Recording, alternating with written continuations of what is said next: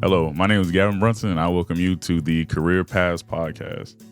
Here we're joined with the Assistant Professor of Communication, Dr. Kimberly Kulovitz. Yes, we're going to go with that, Kulovitz. And I'm also joined with... Oh, my name's MK. And Sydney. And we have a special one for y'all today. I guess starting off, what do you tell us about yourself? Oh, okay. Well, I got my PhD in communication studies at UW-Milwaukee, and my master's was also at UW-Milwaukee, and my undergrad was at the University of Wisconsin-Parkside, all in communication studies, except undergrad I was also an English major and got a certificate in conflict management. Oh, okay. Yeah.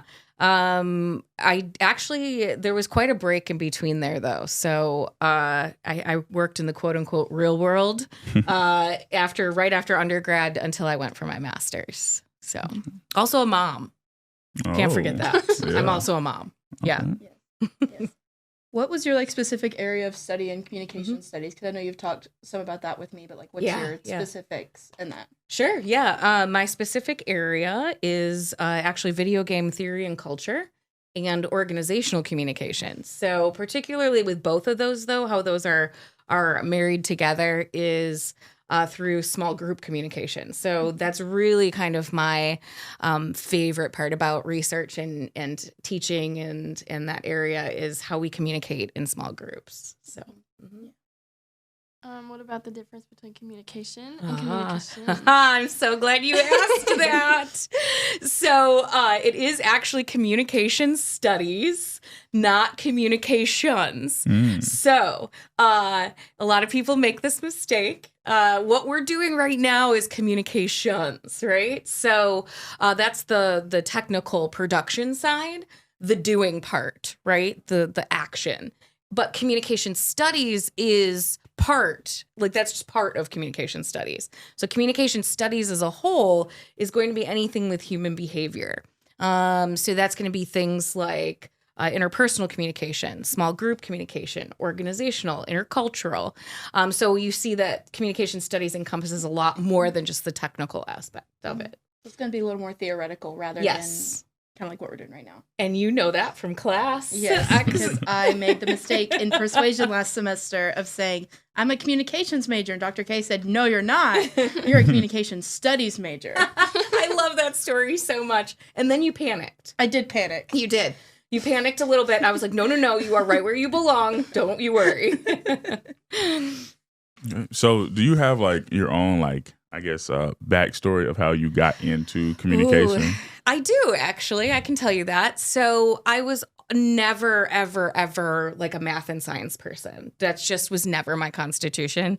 So I was always interested in reading and theory and philosophy and in that kind of aspect. And I was always a people watcher. So I would always, always, always be observing people. My mom said even when I was little. So I just kind of gravitated towards that naturally. But then when I got as an undergrad and started taking classes that I could choose, I definitely then knew that communication was the area. The reason why I went on to grad school actually was not because of any grand plan to teach anybody or be a researcher. It was because I started working in the real world after being an undergrad, and that was in recruiting and event planning, and it was awful, and I hated it. So I went back to grad school, and I realized I got a teaching assistantship to help pay for it, and I realized how much I love teaching, and then I just kind of kept going on. So that's how I got into it. Kind of go a little more in depth about your kind of gap year, I guess, because some people choose to go straight into graduate programs. Some people choose to take a gap year. Some say they're going to take a gap year and never go back. So just kind of talk about that a little bit, because that's kind of interesting. Well, first, you're a very good host with the follow-up question. Thank you. Thank you. So I may use this as an example in my class. Gosh, that's I don't know, actually, why I decided. I just knew I wasn't happy working in a cubicle, commuting to work and doing work that wasn't meaningful. Like I was just booking flights for other people and like organizing events that I would never see, you know, half the time. And I just didn't like that kind of output in that I was putting out into the workforce. And so I knew that there was something more. And at the time, like you have to, you know, this is a very different time, pre-pandemic, where I could actually, you know, go to grad school and it wouldn't have, you know, I would have been able to enter the job market and there would have been prospects. And so I was like, well, there's got to be something better. School has always helped me. I think I'll do that and I'll go back. Would you recommend a gap year for anybody who's thinking of pursuing a graduate program? That's hard. I think it depends. I think it really depends. I didn't have any goals in mind. And so for me, I needed that gap year.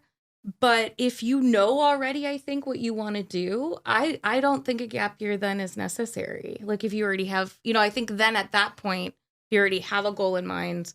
It might delay you actually from reaching it. So I think it really depends on the circumstances. That's interesting. Yeah. But I'm glad I did, at least for where I was at the time. Yeah. I think we can talk about how many things you can do with a communication studies degree. Yeah. Because you're talking about event planning, but Yeah. now you're a professor. I am. It's like one end of the spectrum to the And other. somewhere in there, I did public relations too. So there is a lot. Well, you can do a lot with communication, and because communication studies is that umbrella of theory and practice.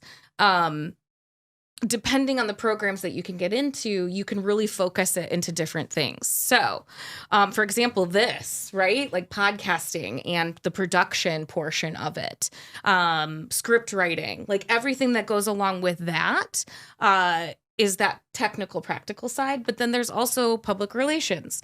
And that's different from marketing because public relations is more the human relations side of it. So that's like building the relationships, building, you know, community partnerships and all of that stuff. And so any kind of human aspect like that. I'll give you a specific example. One of my former students is actually e-commerce right now. And so what she does is she writes product descriptions for the particular company that she works for. And they do, you know, she works, she's kind of the liaison between marketing and public relations, where they'll do the content and stuff like that and that sort of writing for e-commerce. So there's just so many different things you can focus in on. But it's not going to be anything that's going to be clinical, right? That's going to be more psychology and things like that. It's not going to be like film production or anything like that because that's very, very technical and has a degree of its own. But this is going to be stuff that you can do that's soft skills, so interpersonal skills and things like that. So, yeah. Well, shoot, I guess I'm on the podium.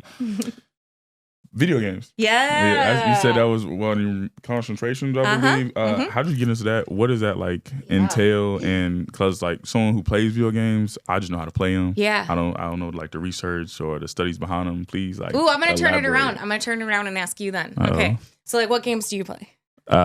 Any games. The mainstream. Yeah. You got 2K, GTA. I got God of War. I got Halo. I know everything. Oh, so you like the RPGs and like the and the group game. Do you play anything like PvP or? PvP. I guess what Destiny has PvP. Okay, yeah, Destiny does. Halo got PvP.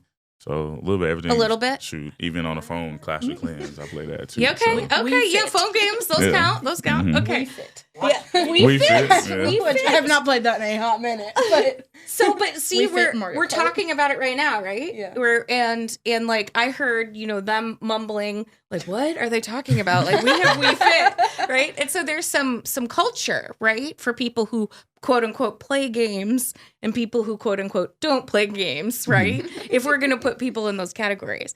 And so my area of study was particularly the culture of of video games. So like how we formed fan groups, right, around a certain game, or what we were talking about certain games. And then through textual and rhetorical analysis, you can really get out the dialogue of what people are saying underneath. So yeah, they're talking about Halo, But what are they actually talking about? Well, they're actually talking about nostalgia, or they're talking about health crises, right? Or they're leaning on these particular groups of people to help them through hard times. So it's not just games, right? It's what surrounds the games and how we experience them. And so that's what I looked at, particularly group cohesion. So I looked at game satisfaction, how cohesive the groups were, meaning how well that they operated and did tasks together, and then the game outcomes. So did they win the game, and et cetera. And so like essentially what I was looking at was how cohesive would the cohesive groups operate better than the groups that weren't cohesive. And I actually found that wasn't true. So actually the in video games, particularly PvP, people need conflict in order to move forward. Otherwise, they lag in the game. So it was some pretty interesting stuff. Yeah. So I heard Pat yell in the background. Yeah. Can you explain what PvE is? PvP. So player versus player. Okay. So there's two so that's when like humans will play with humans, right? And so then that's really rich for communication, dialogue, and stuff like that we may be looking at. But if it's just PvE, that's player versus environment. And that means it's just going to be like we're playing in the game itself and not necessarily interacting with other humans. So it's and now it's getting into AI research and stuff like that. So it's like, whoa, it's a lot. How do you think AI is going to affect like just communication and communication studies just like as a whole, especially even like just with like technology and stuff like that? How do you think AI is going to affect everything? I actually think it's going to improve it. And that's why one of the reasons why I use it in my classes and I let you guys, use it to a certain extent, not for cheating, obviously. Confirm. Yeah. Do not cheat. We do not cheat using AI. Gives ideas. It does give ideas, but it gives us that idea generation, right? Or like it can take those more mundane tasks off of our workload so that we can actually maybe do the thought work instead of okay, I need to make a list of this many things. I can have AI do it and then I could do the thought work, right? And start thinking more about how to move forward, right? So if we take that like base concept and look at how that might affect communication in general, I think it'll actually open us up for more interpersonal relationships because it's taking the tasks out, right? So historically, if we look at labor, like human labor movements and things like that, when people are preoccupied with their labor, then they don't tend to form social relationships quite as easily. So if things like AI can take the labor out of certain things, then hypothetically, that would open us up for more interpersonal relationships. So what kind of like labor? Labor. Okay, so there's two types of, this is all part of organizational comm, which I love, and I could totally talk about it forever. So there's two types of labor. There's like thought labor and then physical labor.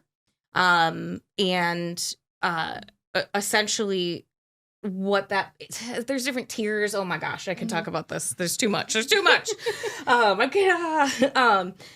Oh my gosh, go back to the question. My whole head was spinning with so many ideas. No, that's okay. I was asking like what kinds of labor does AI take off of us so that we can better form those interpersonal relationships with each other. Excellent rephrasing. I'm totally stealing this again. So it's going to take things off like summarizing a journal article, for example, right? Like, I mean, sometimes if and I think I used this in class the other day as an example, maybe. When I'm reading a really complex journal article in a discipline that I'm not familiar with, I'll copy and paste it and punch it into ChatGPT and ask it to summarize for me. I'll still read the journal article, of course, but then when I go back to read the journal article, I already have a better concept of what it's about and what that jargon is and certain things that discipline may be using that I don't know.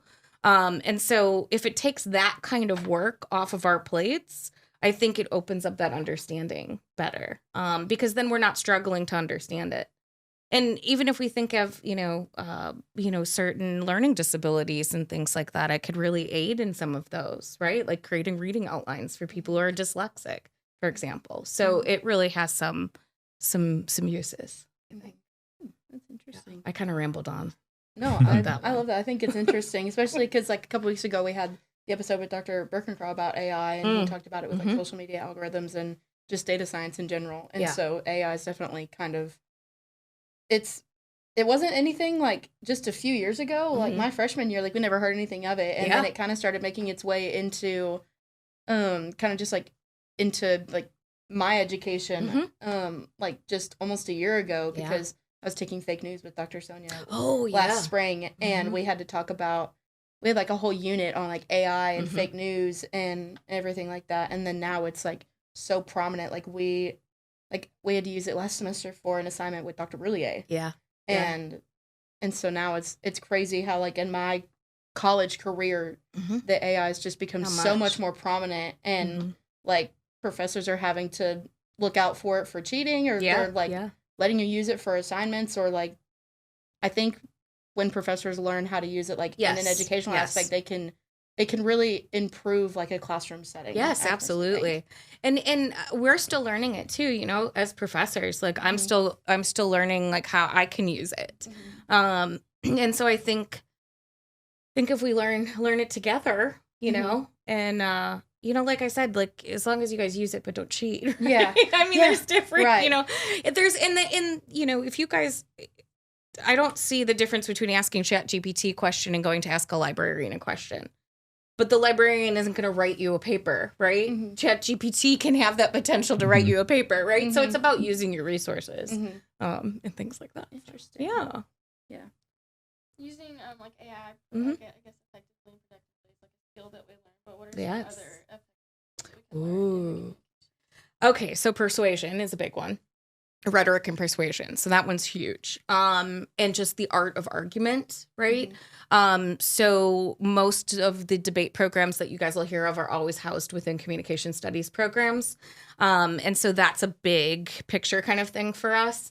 But persuasion, right? So we talk about persuasion, pre-persuasion, so how to warm people up to persuasion, right? We know we talked about that in class. So Gavin, you weren't in that class, but you two were. And we talk about argumentation, right? So we can persuade without argumentation, but argumentation is a big part of it. We also talk about mediation, right? So how to mediate, and not so. I think the big thing that with communication studies, so I'm going to back up and do some definitions actually. So psychology is going to be primarily cognition, right? So psychology is going to be concerned with what's going on in our heads. What are we thinking? What are we feeling? Sociology, they're going to be concerned with social aspects of groups and things like that, right? But communication, we're concerned with behavior. So what do we do? What do we say? Now, is there overlap between all these disciplines? 100%, right? But primarily communication studies is looking at human behavior. So we're going to be concerned with things like how do we persuade, right?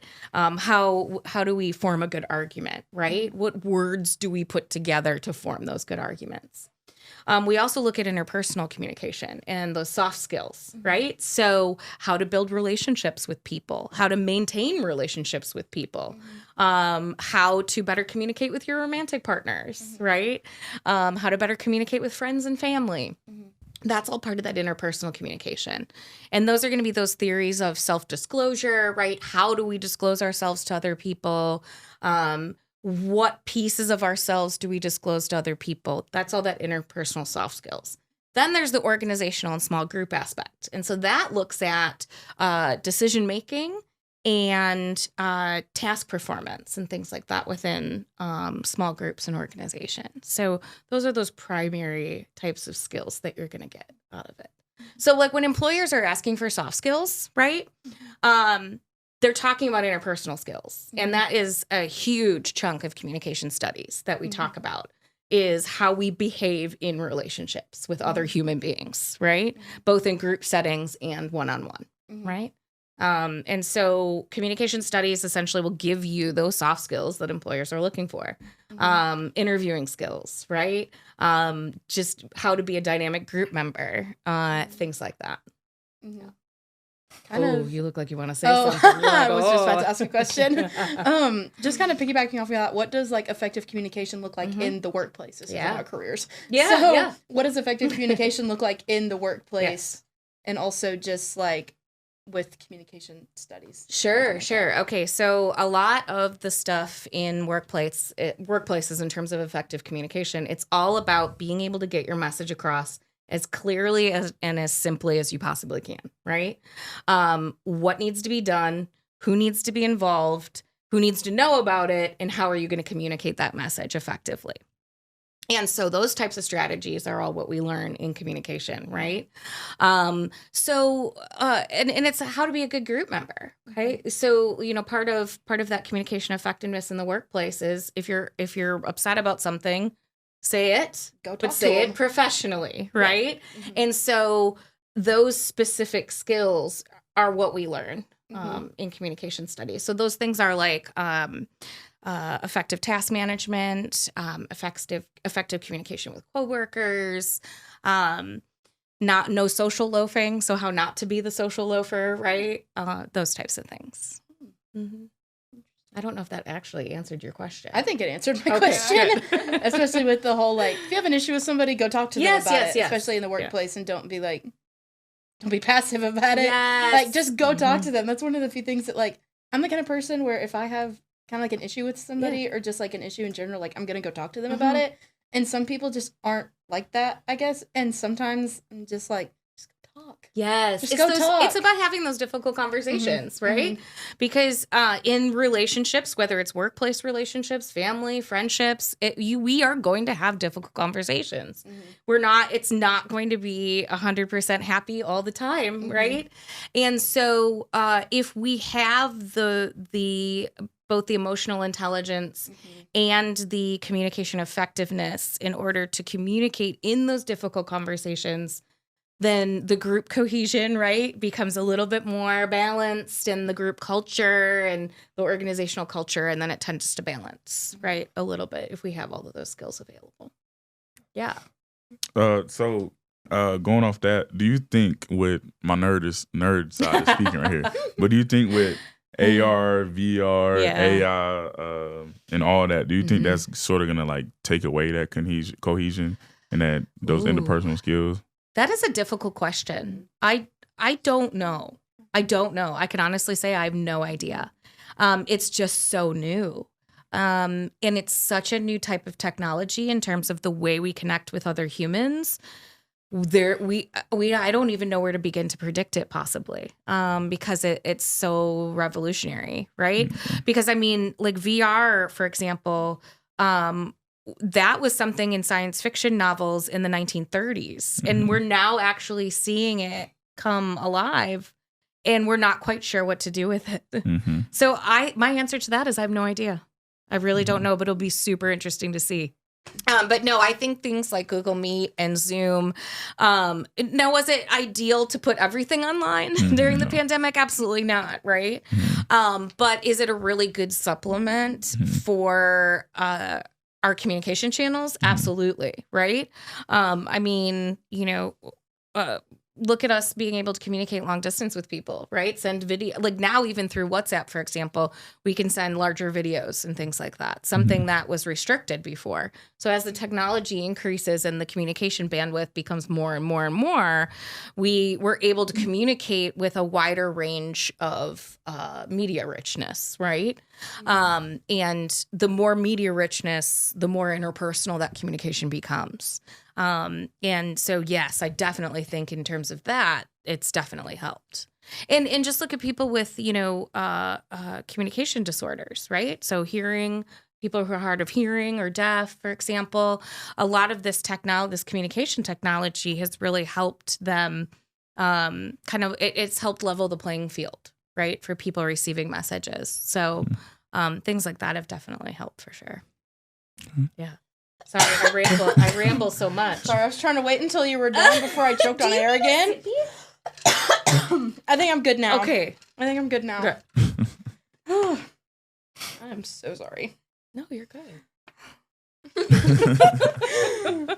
This is kind of like piggybacking. I totally meant to ask this earlier, but how does like computer mediated communications and media richness come into play with like video games? Oh, yeah. Okay. So, video games. So, a lot.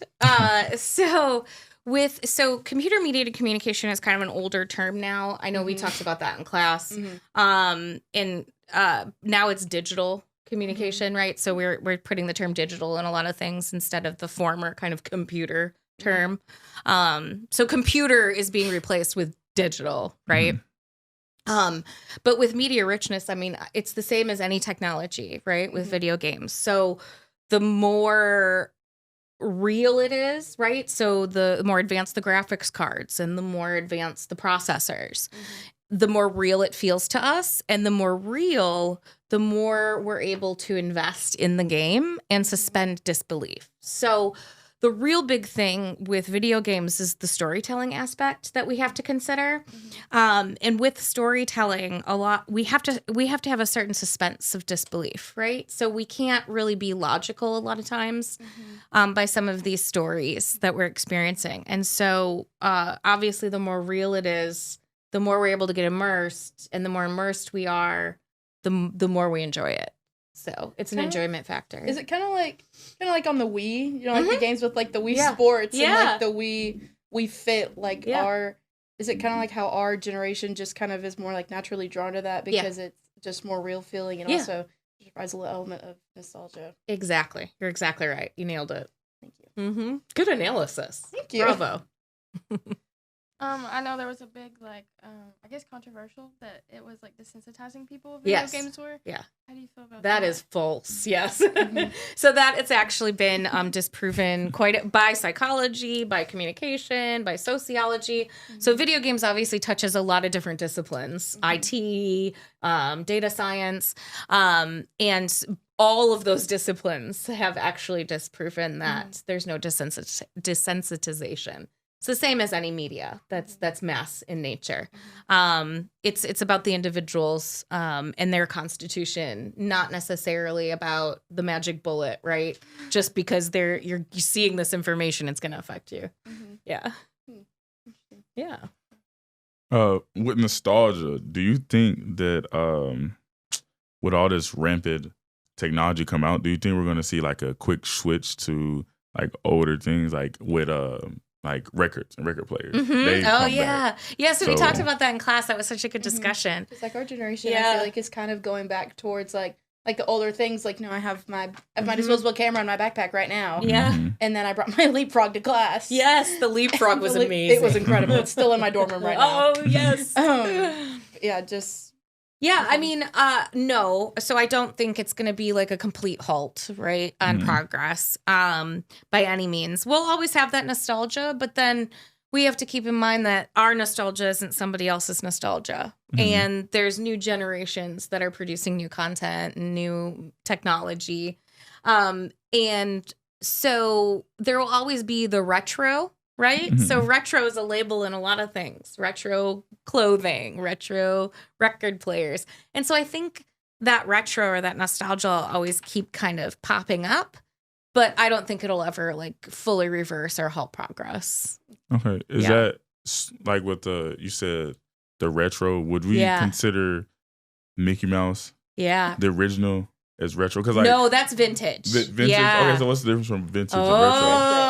Because you said that it doesn't like, there's a difference from every generation, but shoot, Mickey Mouse been here all the way in. So. We talked about that in class too. Yeah, we had we were talking about copyright because is it Steamboat Willie that's not copyrighted anymore? Mickey version 1. Yeah, the OG Mickey. Yep. Shout out to Steamboat Willie. Yeah, I love Steamboat Willie. Steamboat One of my Willie. favorites. But he's up for grabs now, and so is Winnie the Pooh, the original Winnie the Pooh. Because they made that horror movie. Yes. That's how they got terrifying. That's how they got a hold of it. I cannot believe they did that. It's my favorite Disney character. But see, look at the creativity though that you're able to like use then with when copyrights run out and stuff, right? So you have this classic Winnie the Pooh character, then they turn it into the exact opposite of what Winnie the Pooh, right? It turns it into this horror film. If they turn Steamboat Willie into a horror film, I'm gonna riot. I'm gonna riot if they turn Steamboat Willie.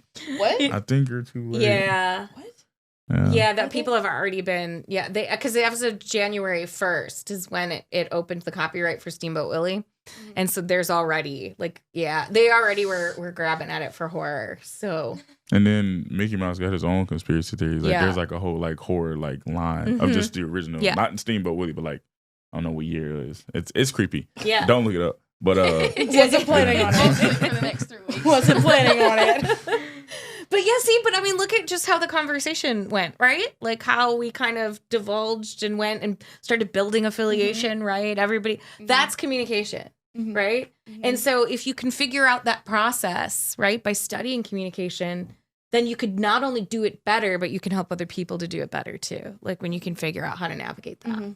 Why should students major in communication studies? Yes. Okay, I love this. We have a good time. Yes. Well, we have a fabulous time, right? Because we get to talk about like what did we talk about the other day in class? Deception, and like we talked about secret keeping, and like how we look when we keep secrets, right? So we can tell like how we behave. Kind of goes back to the persuasion class. It does. So it's a lot of fun, right? So 1, obviously we have fun. 2, I'm really cool. So there's that. Not to toot her own. 3, not to toot my own horn or anything. And 3, I mean, communication studies will give you those soft life skills that you need to succeed in the outside world, right? A lot of us are relearning it after the pandemic, me included, how to be a human being out in the world again, right? And so communication studies will give you those skills. It'll teach you how to be a better human being, right? And hopefully how to help other people be better human beings. Yeah. I kind of want to talk about like your just overall, like what brought you to Lion experience, because I was on the you were at my interview. I was at your interview. I was on the hiring committee for that. That was you hired me. I don't know. You tell me. So what kind of like what drew you to the smaller liberal arts style education? Well, I had actually previously already worked at a liberal arts college, but it wasn't tenure track. This position is tenure track. And so that was right after I graduated with my PhD. I worked at a liberal arts college, and it was fine at the time. And then I went to another university, an R1 comprehensive kind of combo, and I hated it because of the distance I had from the students. I was teaching really large lectures. Watching movies in between the lectures. I remember you talking to me about that. You taught like a somebody was class that was like it was like 800 people or something like that. Oh no, not that much. Okay. No, only like 200. Oh, yeah, still only 200. Only 200. It's like more than our graduating class. But no, so it was that distance from students, and I didn't realize until I left a liberal arts college how much I actually really, really liked it, and so that's why I wanted to come back to a smaller college. Personal communication. Yeah, see, distance, right? So exactly. I missed it. I missed that like one-on-one with students and stuff like this, right? So what has so far, because this is just your second semester here. It is. Far, I'm very new. What was your first semester like? It was chaotic, but not because of anything that anybody did. It's just, getting used to new things and but less chaotic than it could have been. So it was cool. It was good. Yeah. It was awesome overall. This semester is even better because I feel like I'm more organized. So yeah, because this is a new major too. It is a new major. New professor. New major. Yes. So the major was already created when I was hired, but it was still only like a year old. There was no majors or one major. I think Valley was a major. You guys were. So I had declared by the time you had. Oh, that's right. You did. Yeah. So there was only a handful of majors. And I don't know the numbers because I haven't looked, but we're growing, so it's nice. Good. And the courses just got approved, all the new courses by faculty assembly actually on Tuesday. So I'm really excited for that because now we can really start advising new majors without all of the headaches of a new program. So now it's kind of been cleaned up and we're ready to move forward. Yay. Yeah, so I'm very excited about the major. Yeah.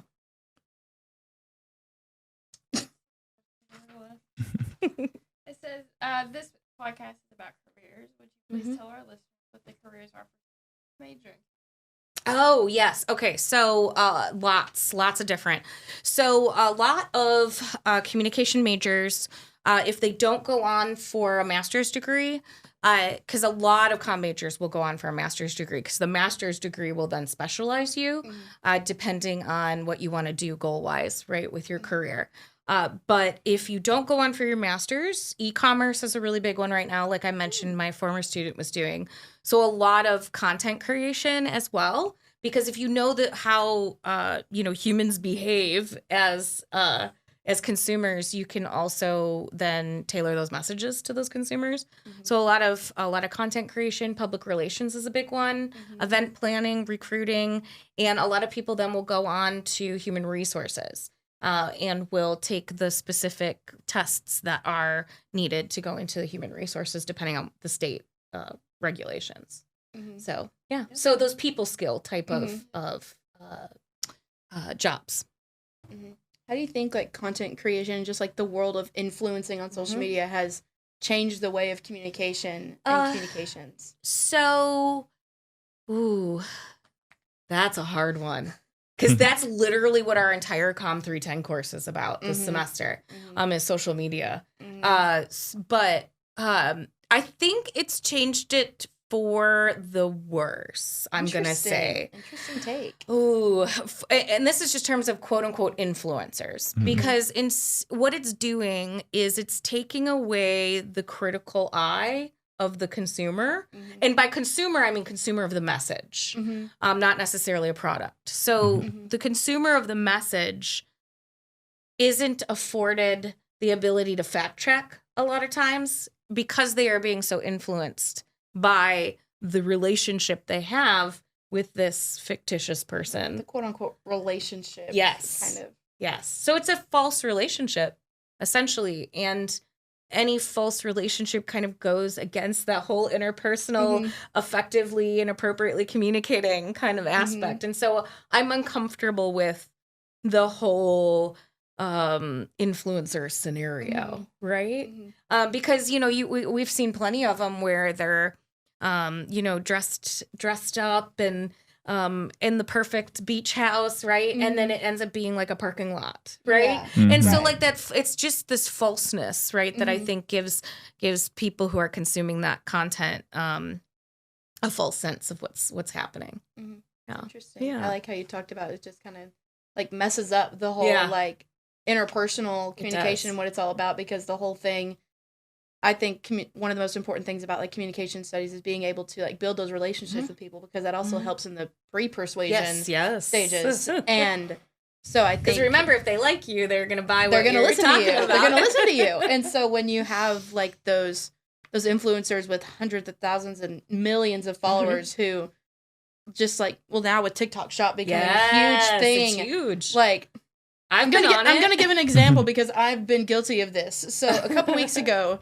I wanted to send my sister a Valentine's gift because we're very far apart. Yeah. And I bought her this little like Lego building thing, and it's a picture of us. Oh. And it's adorable. And I ordered it like weeks ago, thinking it was gonna be there for Valentine's Day. Well, I checked it yesterday, and it was sitting in New York. Oh, and she lives in Florida, so that's not going to be there in time. Yeah. But I impulsively bought it off of TikTok Shop within about 5 minutes. Yep. And because now they have one-click buying. Yes. And I thought about it a few minutes later, and I was like, what did I just do? Yeah. But it was an emotional reaction. Yeah, it was an emotional reaction. I saw it, and I was like, oh my gosh, that's so cute. I want to get it for her. And so... And even we were like, oh, that's so cool. Yeah, yeah. And I was like, oh my gosh, like, I cannot believe I just bought that within like 5 minutes. Yeah. And then, like, there's so many ads now coming up on my TikTok Shop and just, like, my For You page that's just like, you need these. Yeah. The big thing is bread laces. Yeah. What? Okay. So basically, you put them where like your regular shoelaces, but you replace them and they're stretchier. So now you can like slip on your shoes easier. Oh. And I've seen like so many videos of people saying like, you need these bread laces. And people are like, I bought this immediately. I kind of do. And it's like, you don't even know the person, but you think you know the person. Yes. Because they're coming across your For You page, and your social media algorithm has become like tailored to you. Oh, don't get me started on algorithms. Yeah, I could talk about that forever. Interesting. So we just won't. We'll need to do a second episode. Yes. Yeah. Part two. Yeah. So I guess to flaunt your persuasion skills, how would you persuade or get someone to, like, if they weren't initially going to be a communication major, how would you persuade them to take classes and courses and maybe, switch their majors? Maybe. Well, here's the thing. I'm not even going to try to get you to switch your major. I'm just going to try to get you into one of my classes. Okay. And then when I get you in one of my classes, because even one of my, like, I teach English 103, oral presentation, which is public speaking course. So it's like real workshop-y, right? And so it really, you can learn how to be an amazing speaker, right? Out of this class. So if you take that class, you're going to get some awesome skills. And then you're going to realize how fantastic communication studies is. And then you're just going to, yeah. And yes. Okay. Awesome. I will be an awesome teacher. And then you're going to just want to change your major once you take one of the classes. We have seen it happen. Okay. We have seen it happen. Yeah. So it's not about the top goal of getting new majors. You got to start. And then that's that pre-persuasion, right? And then you got to build it up. Yeah. So what does pre-persuasion look like? Just like in general, in the steps of persuasion. So pre-persuasion is different depending on each context and each situation and each goal, ultimate goal. But the basic notion of pre-persuasion is if somebody is already warmed up to an idea, then they're more likely to go along with that idea. And so there's different pre-persuasion strategies that you can do depending on the situation. So basically, if they like you, they're probably going to go along with what you want. And your job then is to figure out how you get them to like you. And then that's that pre-persuasion. Yeah. And that's where the whole interpersonal. It is. That's where interpersonal comes in. You totally connected it right back. I love interpersonal communication. Yeah, because interpersonal teaches you how to communicate well with other people. It's all about what you can say in the most effective way possible with the least amount of hurt feelings. Yeah, like self-disclosure is so interesting. Oh, self-disclosure is fascinating. Theory, where like you start at like the shallow waters, like you're like, my favorite color is red, or how was your day? Then you get into deep conversations. The more you like the person, the more you feel it. The more reciprocity in self-disclosure, which means that back and forth, the more intimate you become with the other person, and the more likability there is, and all of that type of emotional aspect of the relationship. Yeah. Sydney, you passed your test. I'm in the middle of taking it right Are you in the middle of taking it still? Well, you definitely can articulate the self-disclosure portion of social penetration. So, because there's a couple questions on there. Nice. Can't remember if I learned about that when I took comm theory. Oh, I'm sure you did. That's a pretty that's a big one. Who do we have again? What? Are we allowed to say names? Oh yeah, we can. That's right. That was while I was interviewing with you guys. That was during the whole like interviewing process. Yeah, I don't think we had that theory on there. Yeah, social penetration theory. No, I don't think. Oh no. Yeah, I don't think we did. I'll bring it up in 310. It was a blur. Okay, remind me to talk about it in 310. Because we'll talk about it when we get into the identity stuff in tech. So. I do remember social information processing theory. Yes, social information processing. Look at you guys. I'm so proud. See how applicable communication studies major is and how it all connects. And I'm so proud because you guys are actually using this outside of class. Like you're appropriately applying it too. It's perfect. And I also remember genderlect theory. Yes, yep. We're going to get to that, Sydney, at the very end. Yeah. And we talked about just like how everything with that theory has been changing because with just like the whole new like gender identities and things like that. And it's categories are blending. And it like stereotypes just like female actions and then like male actions, but then like how does it apply to just like like what gender looks like now? Yeah. It's see, this is the stuff we talk about in class. So if you're interested in this type of stuff, like for sure, just check out one of our classes. So, and I say our classes because we all kind of, create the discussion. So it's all about what people bring into it, for sure. Yeah.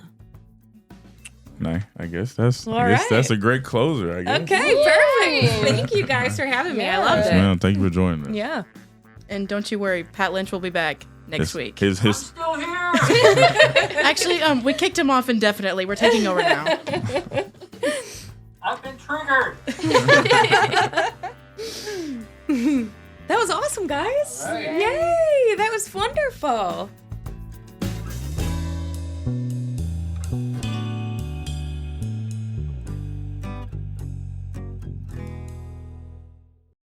This broadcast is sponsored in part by Lyon College and by Kilt Studios. Zoom and like Google Meet and Oh, stuff like yeah. that. Do you think that worsened That's helped. or it's helped? Okay. Yeah. Way to go, MK. I'm so sorry. I was trying to Coughing hold on it in air. as long as possible. Oh my gosh. What?